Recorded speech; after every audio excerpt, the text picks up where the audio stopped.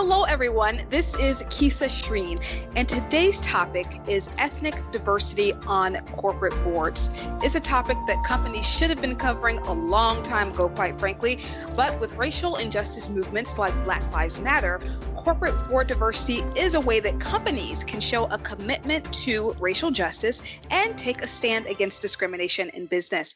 Our guest today is Sudhir Roc-Sennett, Head of Thought Leadership and ESG at Vontobel Quality Growth Boutique. Sudhir, thank you so much for joining us. Thanks very much. Thanks for having me.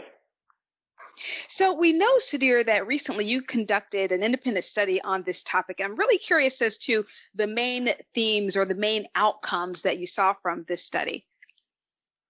Yes, so we're sort of asset managers where we invest in equities, only equities, long-term investors. And so for us, we wanted to understand, how the sort of balances are structured at the board level of companies, of the balance of racial balance across the boards. And the boards matter because they're the ones that set the tempo. They're the ones who are able to lead, the mentoring required to make the balance last of new people joining and people as they go through their careers. And so we wanted to look at that. And the first thing we came across when we were looking in greater detail is the lack of available data.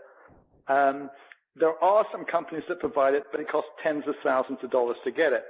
So we did a study. We decided, well, we'll just dig into it ourselves. It's the same way it's done by the providers. And so it's literally going through hundreds or thousands of names of board members across the top S&P listed companies. And so we looked at the top 150 names in the S&P, and to sort of get an idea of the layout of the board. And so sort of once we'd identified this, we wanted to sort of get an idea of how where are the more diverse boards, where are the less diverse boards, just trying to understand, are there any ongoing sort of patterns of racial diversity or lack of that is sort of showing up through the different boards. I mean, we already know from the work done that the board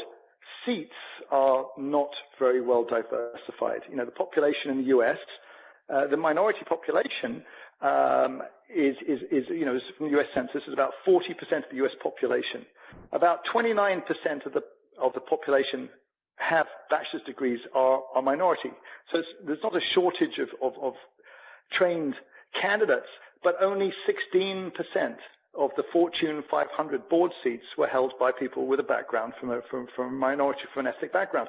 And so we wanted to look and have a look, and what we found when we ran these first 150 names was that health, and IT were the areas where you found the most diverse boards. And then at the least diverse, we found IT again and real estate. And from that, what was quite interesting was IT at both ends. And you look further and you see that in the information technology, of course, there's a lot of different types of companies. And the companies that are more international, faster moving change in technology, tended to be the companies that had the greater ethnic diversity, the Alphabets, Google, or the Apples, and the ones which had slightly more domestic focused businesses like the payments companies tend to have less diversified boards. And real estate also being an example of not an industry with not a huge amount of innovative change compared to something like, if you think of Google or, the big IT companies, there's sort of less. And so that was the sort of the first, there was a number of different findings, but that was, I think, perhaps the most interesting. The ones with the more diversity had more international business and tended to be more change on their business. So let's take that a step further, and really interesting to hear, especially that tech was on both ends, depending on the type of tech company, whether it's really a fast forward thinking tech company versus some of the payment companies. Wondering, how can a company increase representation? Do they prioritize and commit? And if so, there are several groups that are underrepresented. Which groups do they prioritize with? Is there a sort of policy or a way that they could go about it? Each company has their own story, right? So what we do see as we read through these filings, now the companies make known what they officially do, often in the States, through these SEC forms that are rather dull reading, but they're really important. And they have so there's this piece which goes out called the DEF 14A, which is just a stunningly boring name for a really interesting actual report. And what that does is each year when there's a meeting for shareholders, the annual general meeting, what happens is they put out these proxies, these votes rather, to be decided on by shareholders. Will they renew the votes for a director? Will they renew an auditor? Are they happy with that? And the shareholders get to vote and make decisions. And each of these reports will outline the backgrounds of the directors that the company is proposing to be voted onto the board. And they will also give the backgrounds. But before that, they'll give a little rundown as to how they think about their diversity of the board. And in that, you'll generally find that the companies are talking about diversity of experience, diversity of gender, and diversity of racial background, all being important to them. And yet, when you look at the numbers, they don't always reflect what put it this way, if they're all playing straight to those words, then they're interpreting it quite differently.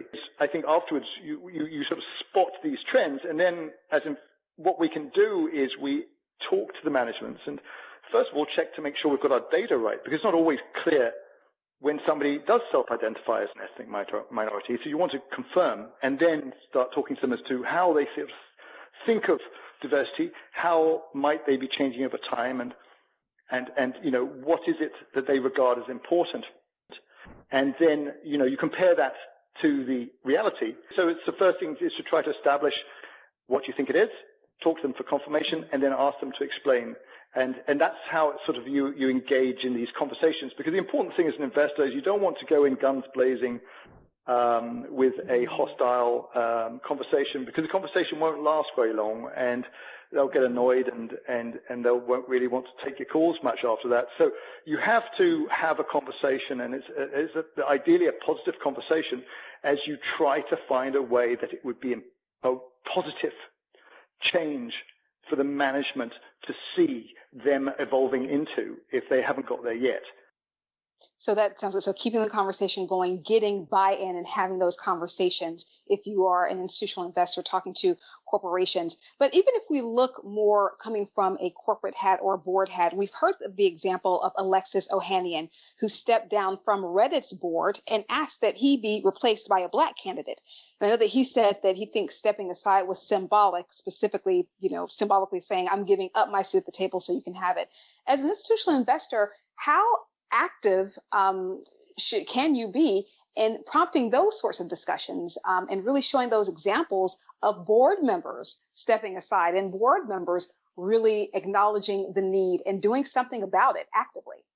So there's some interesting underlying data. As usual, things aren't quite as simple. What is interesting is if you have a look at the proportion of new directors that are from, either women or from minorities, and you can see that they're at all-time highs. And if you have a look at sort of women, for example, in 2019, about 45% of new board members were female, and for the S&P, about 21% of new board members were of ethnic backgrounds. Now, that may not sound like a high number, but it's a lot better than 13% back in 2014. And so what you're finding is these increasing trends. The problem is the change in the number of seats is still relatively low. So the turnover is actually kind of part of the issue is the turnover stays in the low double digits. And so because there aren't many new seats, even with a high proportion, it takes a long time for these changes to come through. The feeling is that quite a few of these boards are certainly not overstaffed. I mean, we have a sort of a red flag model. If we see a board with 15 members, above 15 members, we think that's too much.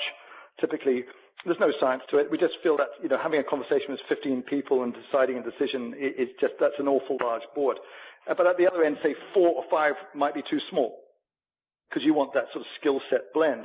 And so there is the potential for a lot of boards to be able to add to them. I mean, typically you'd rather sort of see them find an ideal balance and then evolve and change. But these things don't happen quickly. The important thing is that we want the change momentum to be genuine and sustainable, done for the right reason, and you want to keep seeing that percentage of new directors going up from the 14% 5 years ago to that sort of 21% in 2019, and then upwards towards that sort of 30, 40%, like what you're seeing with female directors.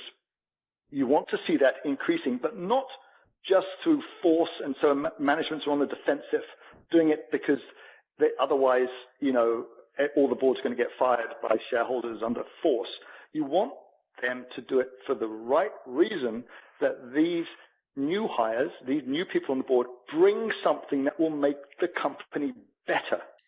Great example. I've heard you say you have to bring them in for the right reason. So clearly, is there a situation where you think a company has brought a person of color in for a wrong reason? Are there numerous examples of that, or is that something that we haven't seen? No, not actually on the racial side. There were at the beginning some examples that we spotted where female directors were being appointed who had backgrounds that we couldn't understand why they were on the board. You know, and we figured that appeared just like window dressing. You know, say, oh, we must have women on the board, then we'll hire, and you know, problem solved. Data now says that we have 2 out of 11 are female. And that didn't make sense because we weren't seeing the positive contribution, and there wasn't the buy-in. And at that point, it was marketing and not, you know, function. You want it to be functional. And so that, I just say that because we saw at the beginning with the female director, there was a lot of pressure to do it, and some companies were, you know, you'd spot it. Where we haven't seen this on the racial side, it's still earlier in the game. And I think what we don't want to see is that happening. We want to see really well-qualified people. And I think, you know, people like Ken Chenault being put onto the board of Berkshire Hathaway is you know, ex-CEO of American Express. A very interesting first, I believe the only minority on the board of Berkshire Hathaway, but it's an important step. Absolutely. You're right. That is a great, Ken Chenault's great addition. I'm wondering, can institutional investors work along with the boards to make sure that they understand that where the pipeline can come from? It sounds like if there is, I know pinkwashing is a term in terms of bringing on and onboarding people based on gender. That's something that I've heard. Is there a role for the investor and the corporates to work together to get down to the bottom of, you know, where the fault lies? Because I don't think the fault lies with the folks who are, you know, being asked or not being asked to be on the board, correct? I think if who needs to do the work right here? Is that the company? It's a relay race, right? One person hands off the baton to the next person, hands off, and each has a specialty. You know, the end owners are people with their 401ks, are people saving for their future or estate plans, people who are investing money representing a lot of employees. Ultimately, most of the savings in the world are personal savings, right? And whether they're owned by government on behalf of the people or for the people, for their personal savings. And they invest it, they put that money, they work as employees, they save as investors, and they put that with managers. And they ask the managers to do certain things with their money.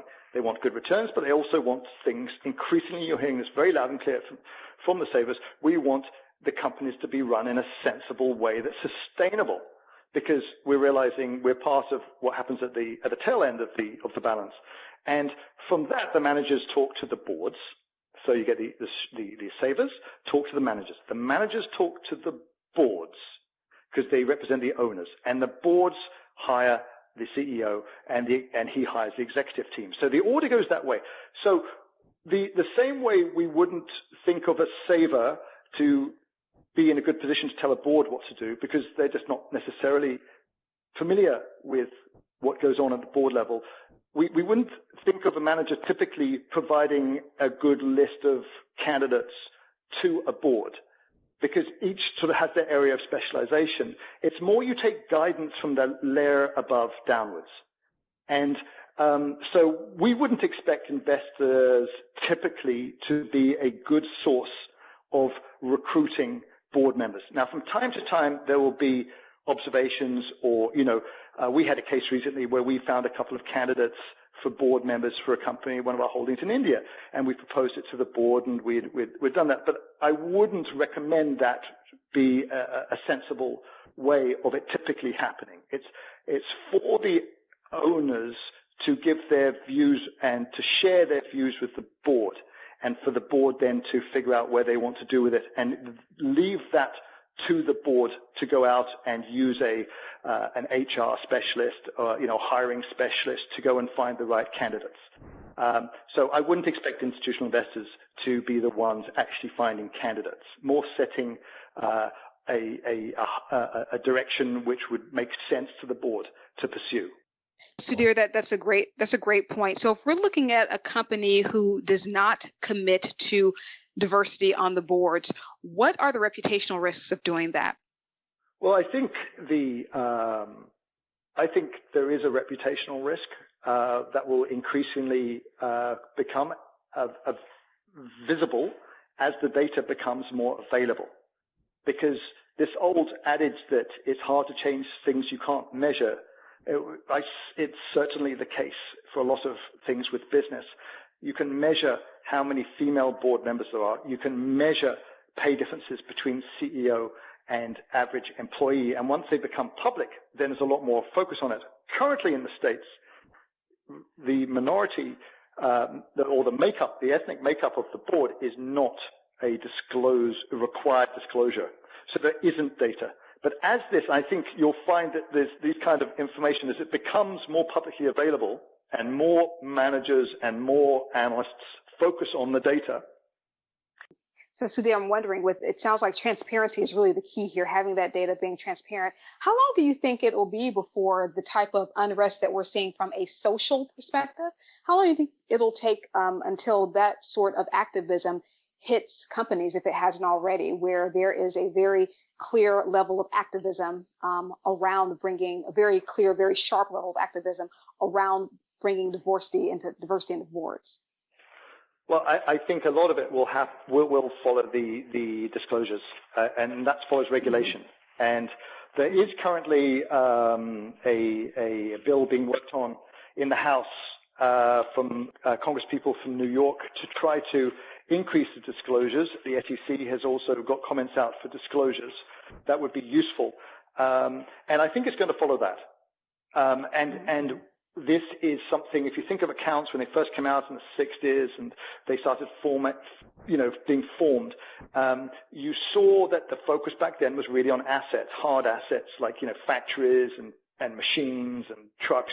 And increasingly the value has moved from the hard assets to the people assets, to, IP, right, intellectual property, the creativity, development of products and software, and because they're very cheap to manufacture, knocking out another 10,000 copies of a piece of software is almost no cost at all. And so the value sits with the people. And so the accounts haven't followed that.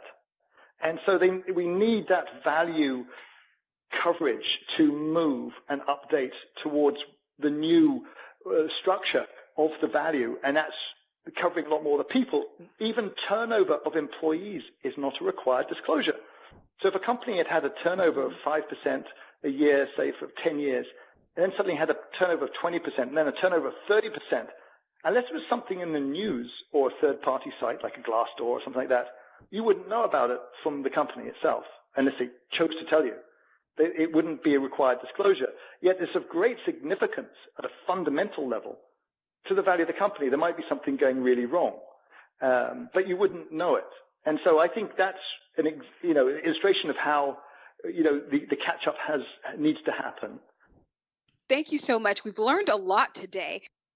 And we certainly learned a lot about how we can bring racial and ethnic diversity onto corporate boards. First of all, there is obviously a huge need to make corporate boards more ethnically and racially diverse.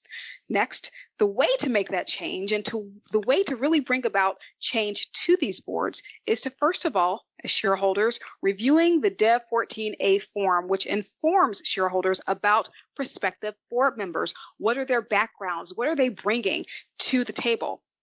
Next, shareholders can get third-party opinions on prospective board members. And finally, very importantly, the importance of shareholder voting. Voting adds pressure and makes change possible. Just like any other vote, thoughtful shareholder voting is the primary lever that shareholders have to make lasting change. And as always, transparency is key. Thank you so much for joining the podcast. We invite you to subscribe to the Refinitiv Sustainability Perspectives podcast on iTunes, Spotify, or wherever you stream your content. What did you think about the podcast? Leave us a review on iTunes or follow us on LinkedIn and Twitter for updates on our show. You can even check us out on YouTube now. Thank you for joining. See you next time.